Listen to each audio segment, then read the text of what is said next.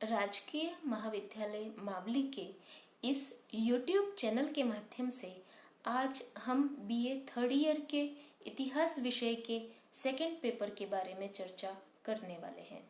BA third year का इतिहास विषय का सेकंड पेपर जो है वो पश्चिमी संसार के इतिहास से संबंधित है।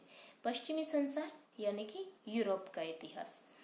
यह 15वीं शताब्दी के मध्य से लेकर 18वीं शताब्दी या 19वीं शताब्दी के मध्य तक आपको पढ़ना है।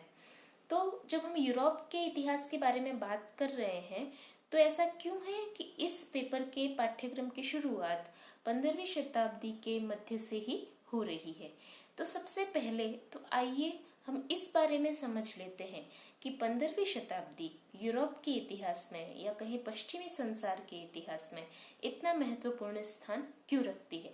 आइए सबसे पहले हम इसे जान लेते हैं। 15वीं सदी दरअसल यूरोप के इतिहास में आधुनिकता की ओर बढ़ाया गया एक कदम है। 14वीं और 15वीं शताब्दियों को यूरोप के इतिहास में संक्रमण काल के तौर पर देखा जाता है। इन्हें संक्रमण काल इसलिए कहा गया है क्योंकि यह मध्यकाल और आधुनिक काल के बीच में एक तरीके से संक्रमण काल है। संक्रमण काल इसलिए है क्योंकि इस समय पर बहुत सारी मध्यकालीन संस्थाएं पतन की ओर जाती हैं और बहुत सारी आधुनिक संस्थाएं उदय की ओर अग्रसर होती हैं। ऐसी बहुत सारी संस्थाएं जैसे कि सामंतवाद हो गया, जैसे कि गिल्ड व्यवस्था हो गई, या फिर विश्वव्यापी धर्म की अवधारणा हो गई, ये सभी जो मध्यकालीन अवधारणाएं थी वो इस समय पर पतनशील होने लगती हैं और उनकी जगह लेने लगती हैं बहुत सारी ऐसी संस्थाएं जिन्हें हम आधुनिकता का परिचायक मानते हैं, जैसे कि मध्यम वर्ग का उदय, वाणिज्य व्यापार का उदय, शहरों का उदय, राष्ट्रीय राज्यों का उदय, ये सभी आधुनिकता की परिचायक हैं और 14वीं और 15वीं शताब्दी में इनका उदय होने लगता है। इस वजह से 14वीं और 15वीं सदी को मध्यकाल और आधुनिक काल इन दोनों के बीच एक संक्रमण काल के तौर पर देखा जाता है। 15वीं सदी मुख्यतया यूरोप के इतिहास में 4 मुख्य घटनाक्रमों से संबंधित है। ये चारों घटनाक्रम आपके इस पेपर के यूनिट फर्स्ट का पार्ट है, इसलिए हमारे लिए ये और भी ज्यादा महत्वपूर्ण हो जाते हैं। और क्योंकि ये आपके यूनिट 1 का पार्ट है तो इसलिए हम इन पर डिटेल में अलग से चर्चा करने वाले हैं, लेकिन यहाँ पे हम ब्रीफ में समझ लेते हैं कि किस तरीके से इन परिस्थितियों में बदलाव आ रहा है। सबसे पहले हम बात करते हैं 15वीं शताब्दी में 14वीं शताब्दी में सामंतवाद के पतन के बारे में। सामंतवाद, जिसे हम इंग्लिश में फ्यूडलिज्म के नाम से जानते हैं, तो सामंतवाद का इस समय पे जो पतन हो रहा है, तो सामंतवाद के पतन के बाद राजनीति के क्षेत्र में उसका स्थान जो ले रहे हैं वो है राष्ट्रीय राज्य। वो आपके सेकंड यूनिट का पार्ट है जो हम आगे चल करके देखने वाले हैं। दूसरा जो परिवर्तन इन संक्रमणकालीन परिस्थितियों में हमें देखने को मिलता है वो है भौगोलिक खोजें, यानी कि ज्योग्राफिकल डिस्कवरीज।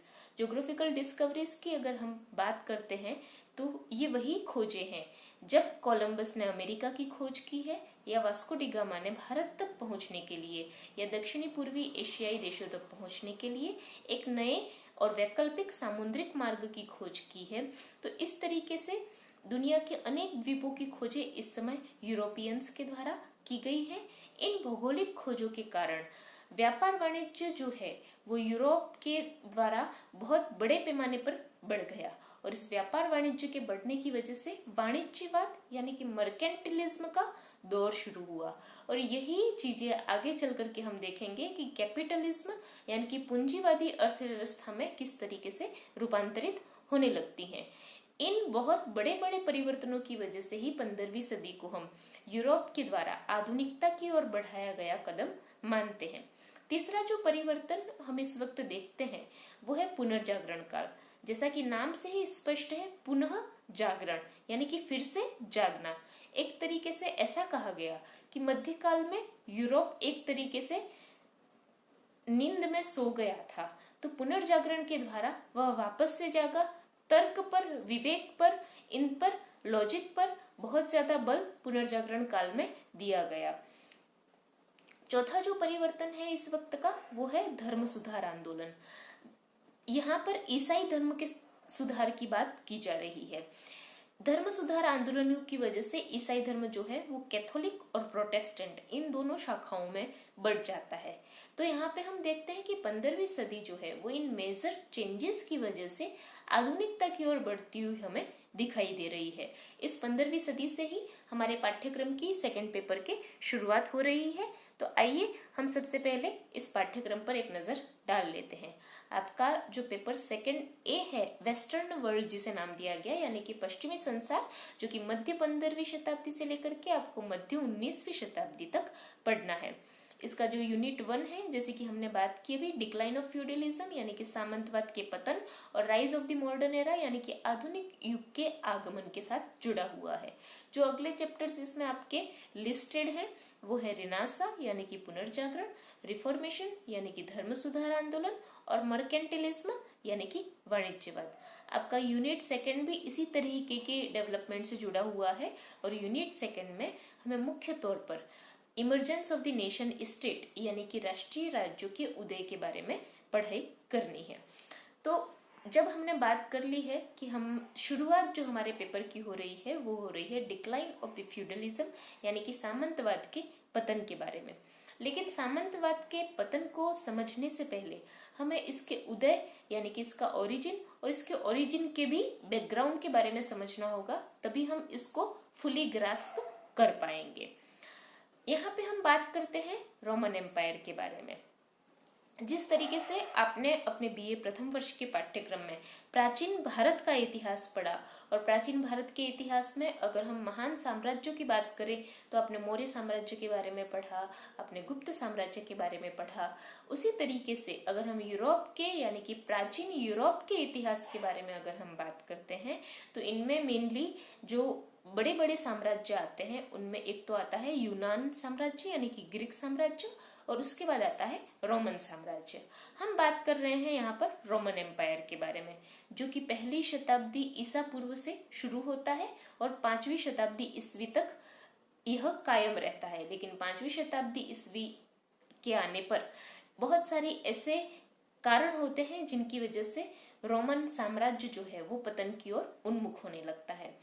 तो यहाँ पे हम जो मैप देख पा रहे हैं उसमें हम रोमन एम्पायर जब अपने सर्वाधिक उत्कृष्ट दौर में था उसकी बात कर रहे हैं। तो यहाँ पे हम देख पा रहे हैं जो भी येलो कलर में आपको एरियाज दिख रहे हैं वो रोमन साम्राज्य का पार्ट है। यहाँ तक कि लंदन, स्पेन, यूरोप का बिल्कुल मध्यवर्ती भाग जो है जिनमें आपके फ्रांस, जर्मनी ये सब पार्ट आ चुका है, इटली का पार्ट, ग्रीस का पार्ट, और यहाँ तक कि हम देख पा रहे हैं कि अफ्रीका का भी उत्तरवर्ती क्षेत्र जो है, और इसके साथ ही जो अरब और इजिप्ट और ये सारे एरियाज जो हैं, तुर्क और ये सारे एरियाज जो हैं वो इस वक्त पे रोमन साम्राज्य का हिस्सा थे।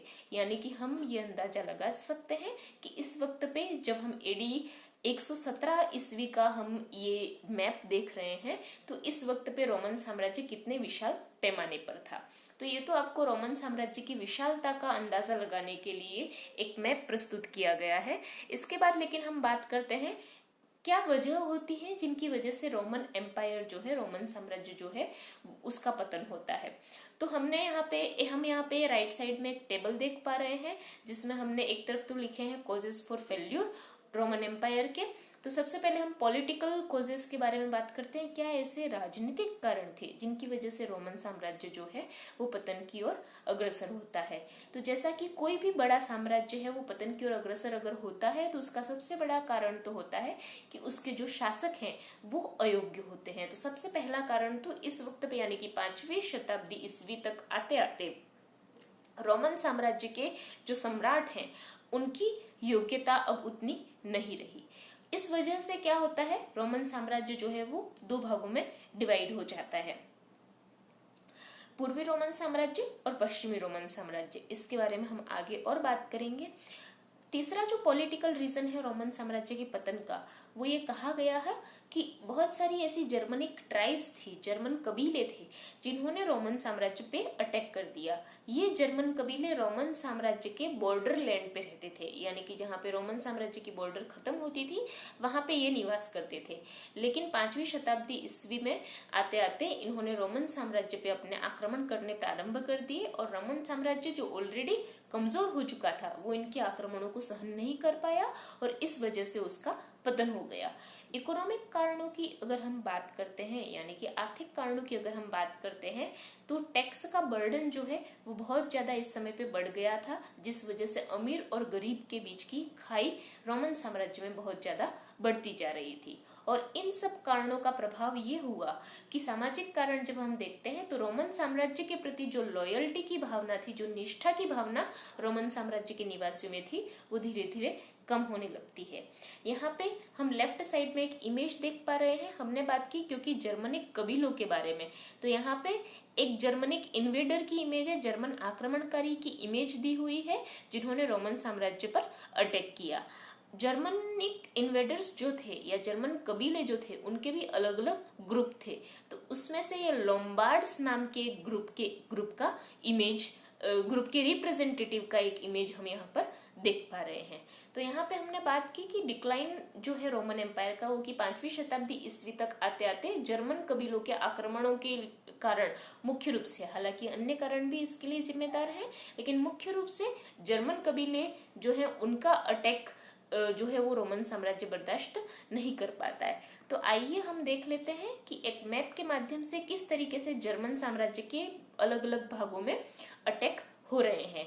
यहाँ पे जो एरोज हैं उनकी डायरेक्शन में हम देख पा रहे हैं कि इन एरोज से आकर के किस तरीके से जर्मन कबीले जो है वो रोमन साम्राज्य पे अटैक कर रहे हैं। जैसे कि ये सारे जर्मन कबीले जो हैं वो रोमन साम्राज्य के बॉर्डर लैंड पे, यानी कि इनके सीमावर्ती क्षेत्रों में निवास कर रहे हैं। ये जर्मन कबीले रोमन साम्राज्य पर अटैक करते हैं। ये रोमन साम्राज्य पर अटैक क्यों करते हैं, अगर हम इस बात के बारे में समझने की कोशिश करें तो 5वीं शताब्दी या चौथी 5वीं शताब्दी ईस्वी जो है, इस वक्त क्या होता है, चीन से हुण नाम के एक आक्रमणकारी, हुणों का आक्रमण हमने भारत के संदर्भ में भी देखा है, प्राचीन भारत के संदर्भ में देखा है। तो ये हुण आक्रमणकारी जो है वो इन जर्मन कबीलों पे अटैक करते हैं। इस वजह से जर्मन कबीलों को अपनी जमीन छोड़नी पड़ती है और जर्मन कबीले जो है वो रोमन साम्राज्य पे अटैक करते हैं। तो इस वजह से रोमन साम्राज्य जो है वो पतन की ओर अग्रसर होने लगता है। तो यहाँ पे तो हमने ये जो आक्रमण हुए उनके बारे में बात की। अब हम देखते हैं कि रोमन साम्राज्य का जो पतन होता है उस वजह से क्या परिवर्तन आते हैं और यूरोप के इतिहास पर उसके क्या परिणाम हमको देखने को मिलते हैं। सबसे पहले हम यहाँ पर लेफ्ट साइड में जो एक टेबल है उसके बारे में बात कर लेते हैं। हमने देखा कि रोमन साम्राज्य के पतन के कारण जो सरकार थी, यानी कि जो प्रशासन था, उसकी साइज में और उसके पावर में कमी आ गई, क्योंकि रोमन साम्राज्य तो बहुत ही विशाल साम्राज्य था, तो इतने विशाल साम्राज्य को ये जर्मन कबीले संभाल नहीं पाए और इस वजह से बहुत सारे अलग अलग इन जर्मन कबीलों के द्वारा छोटे छोटे राज्य कायम कर लिए गए। तो प्रशासन के आकार में, उसकी साइज में, उसके पावर में परिवर्तन आ जाता है, कमी आ जाती है।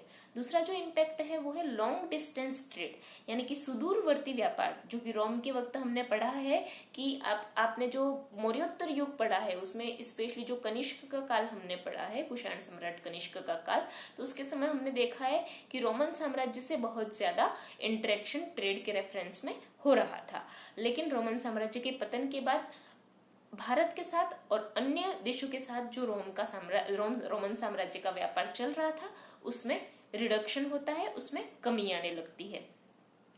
इस वजह से सिटीज डिसअपियर होने लगती है, यानी कि शहर जो है उनकी जगह पर शहरों का स्थान अब रूरल विलेजेस यानी कि ग्रामीण क्षेत्र लेने लगते हैं। तो ये कुछ चेंजेस हैं जिनके बारे में हमने बात की। इसके साथ ही जैसे कि ग्रीको रोमन कल्चर जो है उसका भी पतन होने लगता है। तो इसे बहुत सारे चेंजेस रोमन साम्राज्य का पतन होने पर यूरोप के इतिहास में हमें देखने को मिलते हैं। और जैसे कि हमने बात की कि जब इन जर्मन कबीलों का अटैक होता है रोमन साम्राज्य पर, तो रोमन साम्राज्य दो टुकड़ों में विभाजित हो जाता है, पूर्वी रोमन साम्राज्य और पश्चिमी रोमन साम्राज्य। पूर्वी रोमन साम्राज्य हम देख रहे हैं कि पास में ही जो मैप दर्शाया गया है उसमें पर्पल कलर में शो हो रहा है। इस पूर्वी रोमन साम्राज्य को बाइजेंटाइन एम्पायर के नाम से भी जाना गया। और जो पश्चिमी रोमन साम्राज्य है जो कि पतनशील हो जाता है, जो कि येलो कलर में हाईलाइटेड है आपके इस मैप में, वो पश्चिमी रोमन साम्राज्य है जो कि इन जर्मन कबीलों के आक्रमण की वजह से पतनशील हो जाता है और यहाँ पे जर्मन कबीले बाद में अपने राज्य कायम कर लेते हैं। तो ये रोमन साम्राज्य के पतन के कुछ प्रभाव हैं।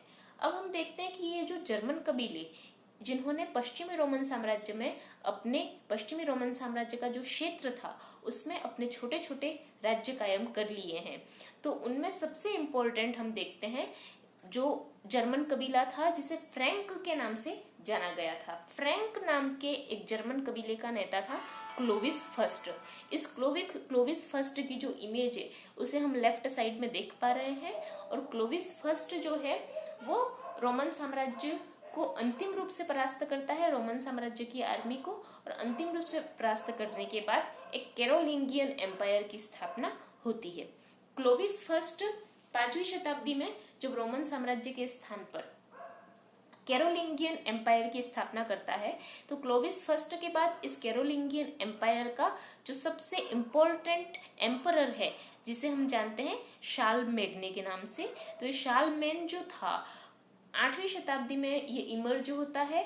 और ये एक बहुत अभी तक तो इसके आने से पहले जर्मन कबीले बहुत ही छोटे छोटे साम्राज्य कायम किए हुए थे, लेकिन शार्लमेन जो है वो एक विशाल पैमाने पर अपने साम्राज्य का विस्तार करता है और वापस साम्राज्य के एकीकरण का कार्य करता है और बहुत सारी चीजों में मॉडिफिकेशंस, बहुत सारी चीजों में वो रिफॉर्म्स लेकर के आता है। जैसा कि आप राइट हैंड साइड में शार्लमेन की इमेज को भी देख पा रहे हैं, उसका टाइम पीरियड भी आप पढ़ पा रहे हैं जो कि 742 से 814 ईस्वी तक है। तो इसका जो टाइम है वो इस समय पे बहुत ही इम्पोर्टेंट टाइम माना जाता है।